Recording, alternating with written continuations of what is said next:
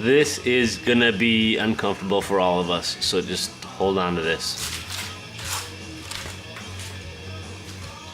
First of all, Summit Brewery, local brewery, thank you for going to the pop-offs rather than the twist-offs. Cheers to you for that.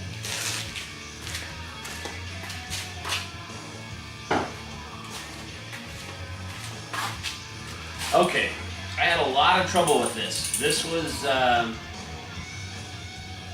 third brew session. I finally said that's enough. I'm sick of not knowing what I'm doing. Here's how I prime my pumps.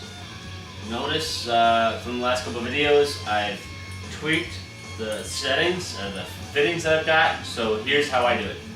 I'm going to document this so maybe I can learn from it. Take this. I've got right now it's just a bunch of water. So 4 gallons or 3 gallons in there.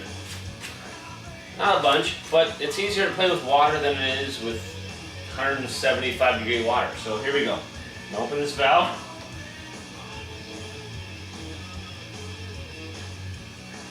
I'm gonna wait till that fluid comes out. There it is. I'm gonna shut that down. Plug it into the pump. And I've always had bubbles come up here. I don't know why. It's just the way that it is. I have nothing coming out there because my pickup tube goes out and down, simple 45. I'm just gonna leave it. I've done this 5 or 6 times tonight, so I didn't do it on a video and make myself look like a jackass. Nothing's gonna help that. So I've got my my remote pump switch. Weighboat pump 1 like a pro. But it won't do any good if I don't hook up out.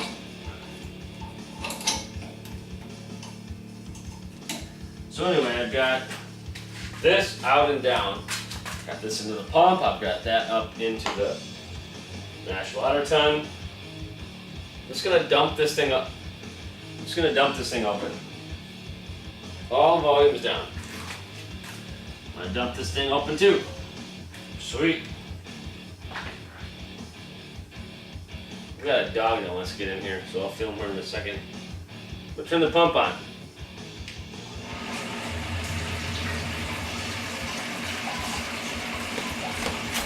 Voila.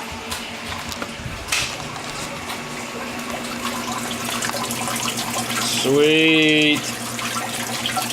Drilled a bunch of holes in this thing. Can dial it back. I'm gonna actually turn this back to my foot. Up, down, up,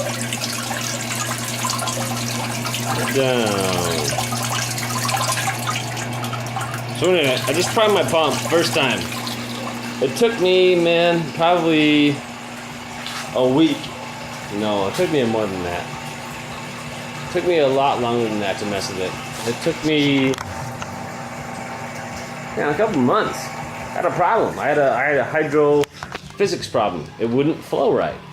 The problem was whenever I turned this on and it pumped down into there, even if I had this primed perfectly, it would start to do a trickle. It would just trickle out.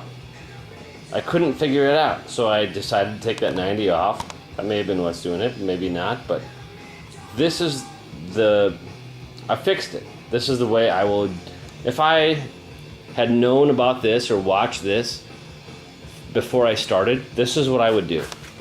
Come out of your ball valve with a short enough hose that it's not going to get kinked. Down to your pump. Go from your pump up to your whatever fitting. It works regardless whether it's the sparge ring or the mash recirculation thing, tube, hose. The word hose makes me feel weird, like a big pervert. But do that. It's worked great. If you have any questions, frickin' email me. I'd be happy to help. Or shoot me a message on Homebrew Talk.